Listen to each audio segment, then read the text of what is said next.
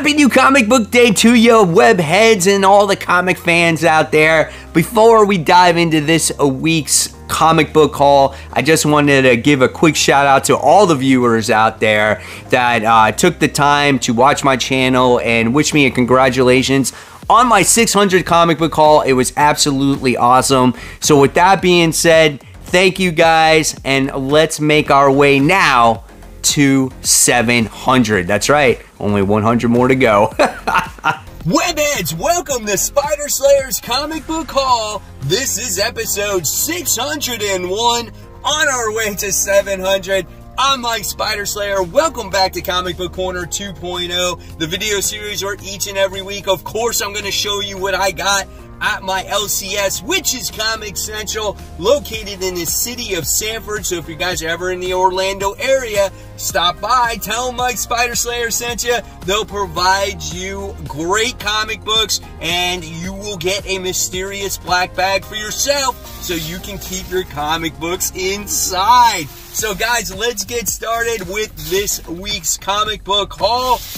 and we're gonna kick it off with the back issues. Black bag is on the seat. I threw it with authority. So, first book I wound up getting this week was Ghost Rider. This is issue 67. This is just a nice looking cover. It's like all of a sudden now I got this little bit of a Ghost Rider bug because of, just because I've been reading Benjamin Percy's Ghost Rider. So I was like, oh, I like Ghost Rider covers, so I'm going to pick them up. So I thought this one was pretty awesome. So, yep, decided to grab it. And then I wound up getting an older issue of Ghost Rider. This is issue 15.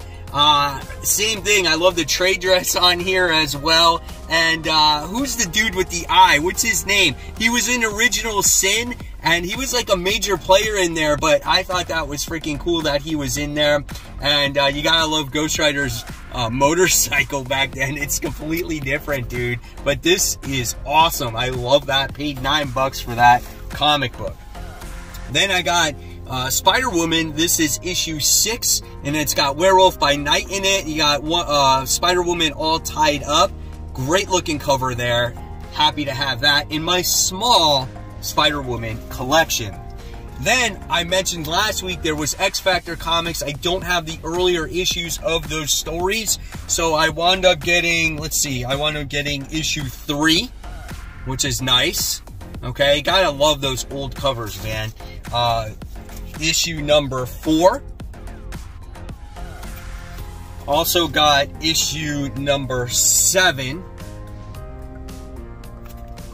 which I might have 7. And then I have issue 9, which is pretty cool because Julia Carpenter, Spider-Woman, is in this issue. So that one was pretty neat. So those are all the back issues that I wound up getting this week. Now we go on to Mysterious Black Bag number 2. That's right, I'm stocking up on these black bags in case they run out again. But we got a decent amount of comics this week. Yeah, so here we go. There is that stack, baby. So let's talk about what we picked up. First book here. Wound up getting Fire and Ice issue 1, the David Nakayama foil variant. This cover was nice in a digital image, but when you look at this comic, man, it is pretty. It looks great. The girl's facial expressions in there are absolutely gorgeous. Oh my gosh, it takes your breath away. Then I wound up getting the main cover as well. So this is the cover that you can obviously read. It's like a cartoon style of art. I would think it would be like a little bit more serious looking, but it's not. So right off the bat, I'm not gonna lie, that's gonna turn me off of the story in itself. Yeah, oh man, this might not be so good, but this was a book that I wasn't going to buy, and then of course, when I do my Worthy Ones video, it's obviously, it's almost a must, right? So, gonna check it out. Hopefully, it's halfway decent. The other new number 1 from DC this week, we got Blue Beetle, issue 1. So let's check out the interior artwork in here. This might have some promise in here. Some people might want to check this out because the movie is currently out, and I feel like this is good timing. You finally released the comic book, you know, around the same time when the movie's going on. Now, the movie's been out, like, what, 3 weeks at this point? So maybe you should have released it a little earlier. But, you know, who knows? Maybe it'll get people to pick it up, right? Because they got excited about the movie. All right. And then we wound up getting the Return of Shazam! That's right. This is issue 3. Not sure what the second issue was about. I totally forgot. I just remember Billy Batson being like, you know, he was like out of character and he said bad stuff on the camera. I don't remember what happened. So I'll have to go back and read issue 2 maybe, or maybe it might jog by memory. But I said this in a video, they need to do a recaps page like Marvel does. So it catches you up with the story and kind of jogs your memory, right? So there you have it, Shazam issue 3. Then we have Immortal X-Men. This is issue 15. Read issue 14, I think. This is the one where all the mutants are stuck on a desert.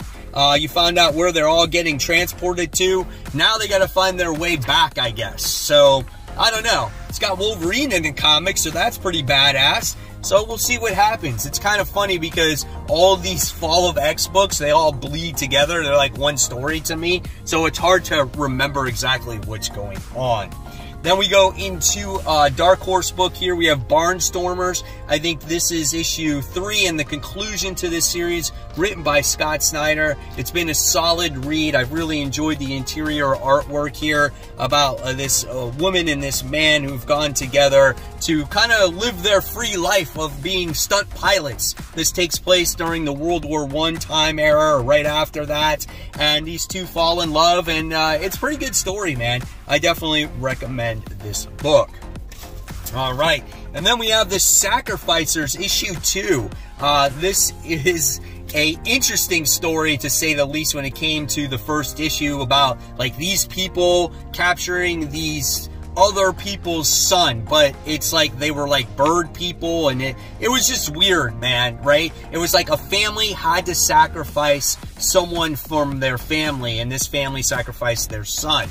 And they tried to make it easier by keeping him in the barn so he wasn't like part of the family and whatnot, but it was very hard to give away their oldest son, right? So we'll see what this story has to offer and how it develops.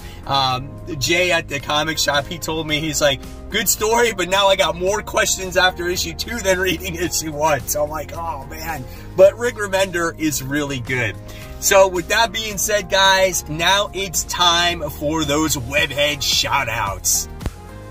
Our first shout out goes to Danny, who says, don't have a cow, man. I found these awesome Simpson comics. I remember Bongo comics. I actually have never read a Simpsons comic, and to tell you the truth, I don't ever come across them.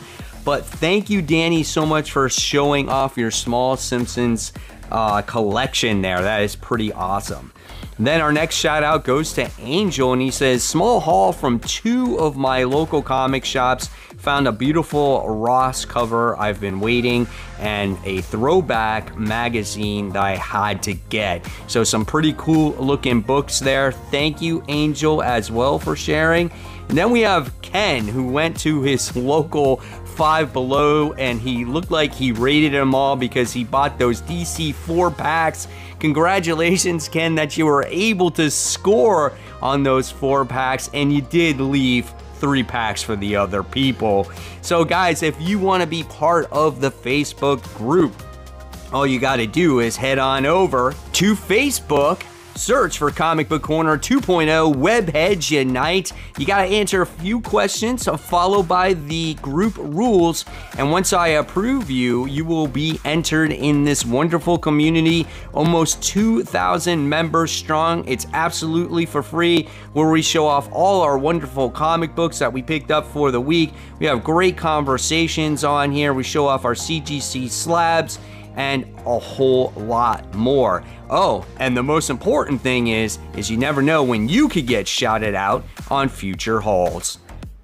Back to the haul, we have JSA, or Justice Society of America. This is issue 6. Is this the conclusion to this? I think it might be. I'm not 100% sure. Pretty solid story here with I think it's Huntress that's in here, and she has all her JSA members of the current universe wound up getting killed. She had to go back in time to meet up with the old JSA members, and there's been a lot of time travel stuff. This story was delayed quite a bit. It kind of lost its momentum for me, but I have overall enjoyed it. This would be a good book to go back and reread the whole thing all the way through. Okay. Next, we wound up getting The Birds of Prey. This is issue 1. This is written by Kelly Thompson. She's now doing a DC story. We wound up getting Cassandra Cain. We have Black Canary. We have Big Berta in there. So there's quite a few different characters in here. And I'm just curious, man. Like, how is Kelly Thompson going to write all these DC characters? I'm so used to her being over at Marvel. She is a decent writer. And hopefully there's something here that can get readers attached to this team. Very different style of artwork here, just looking at it. So we'll see. So with that, I wound up getting this pretty cool wraparound variant when it comes to the book. Like, look at that. That's pretty sick right there, man. That's worth it, right? And then when you go on the inside, it's like a black and white cover as well. So you got that there too. So that's it. That's neat. I mean, you pay an extra like $1 for that. So, well, hey. All right. A lot of people like or dislike this. This is Batman. Issue 137, this is the whole Gotham War thing. Part 2, we have Selina Kyle trying to be like Robin Hood, steal from the rich and give to the poor. And we got Batman disagreeing with her. And a lot of people didn't like the artwork, which I can agree with here. But the artwork does look better in the actual Batman side of things. And remember, Chip Zdarsky's writing this portion of the book. And then your next part is going to take place in Catwoman, which might not be so good. But I'm curious, man. I really am. And I'm hoping this will turn out to be a solid read. All right. Got a random issue of X-Men issue 26 with the Magneto cover. It's the only one I have from the Homage series. So, yep, there's that. But I actually did get X-Men issue 26 where you have Emma Frost on the cover. And, of course, obviously, I think in the next issue, you're going to get Tony Stark, or is it in the Iron Man issue you get Tony Stark and you have connecting covers with them actually getting married. So why they're getting married, I think this is the better cause for the Avengers and the X-Men to get together to try to stop Orcus here and the whole thing with the Hellfire Club and stuff like that. But X-Men has turned it up a notch, man. The last issue with Kate Pryde, woo, as Shadowcat, oh my gosh. Let me tell you, X-Men's been pretty good since this Fall of X stuff. Hopefully, it continues that momentum. Then I wound up getting Spider-Gwen Annual Issue 1. This is pure reason I love this cover. This is an absolutely gorgeous cover. My daughter dances, and so as, you know, a dance dad, I can appreciate this. Like, the girl is getting ready for her big dance. She's putting on her point shoes. You know, she's got the Spider-Gwen Leo on. And, yeah, and it's very, I don't know, it's very classy looking cover. So I thought this was a gorgeous looking cover. But with that being said, somehow, how did this get in the box, man? It must be some cruel joke with this Contest of Chaos. Yeah, you got Spider-Gwen in there. Yeah, I'm not even going to talk about it. Silver Surfer, issue 1. This is Rebirth. This is coming off the heels of that, the last series for the Warlock series. So this is continuing off of that. So if you read that one, I definitely say go out and pick this one up as well. And it has Captain Marvel's son in there. And this is written by Ron Martz and Ron Lim. Like, this screams nostalgia comics, man. Especially old Silver Surfer comics, right? So that's really cool stuff. So I'm looking forward to reading that. And then we got Once Upon a Time at the End of the World, or of the World. Really good series from Jason Aaron. I think I'm an issue behind on this, unfortunately, and I've loved seeing this journey between these two characters since they were little kids and then falling in love with each other and surviving in this post-apocalyptic world. So really solid story here. All right, another new #1 here. We got Kill Your Darlings. Look at that cover. Does that scream scary to you? Come on, man. Woo, look at that. Check out the artwork inside. Looks pretty good. You know, speaking of horror, I'm going to Halloween Horror Nights this week, and I can't wait to go with my entire family and check out all those houses over at Universal Studios. I go every year. It's my daughter's first year at going.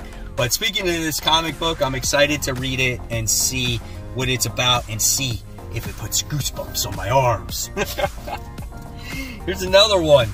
Hunt for the Skinwalker. That name just sounds creepy, man. I have no idea. This is from Boom Studios, probably another scary book. They tend to release all the scary books. Artwork doesn't impress me all that much here, so you're gonna have to get a real, you know, scary tale or whatnot to get me to get excited about this one. I don't know, we'll see.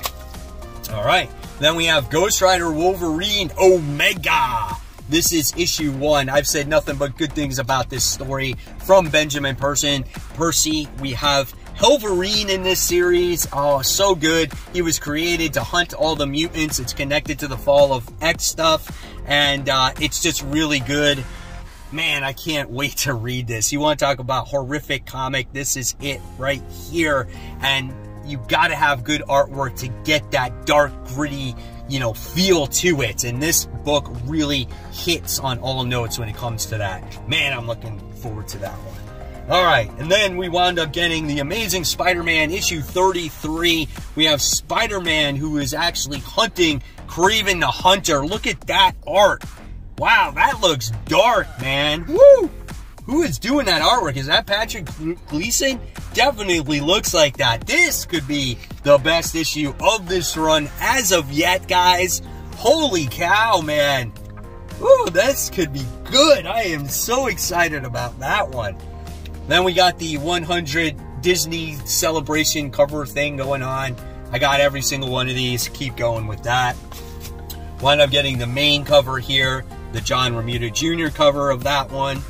And then I forgot these were coming out. And when I originally did this on the FOC, I didn't realize that this book was going to be $10 a pop. But we wound up getting the second printing of the Amazing Spider-Man issue 31, as it has Jackpot on the cover. So we got this one, and then we wound up getting this one. So yeah, I think I overpaid for these books, but nevertheless, they're cool. It has MJ on the cover as Jackpot. So really cool stuff.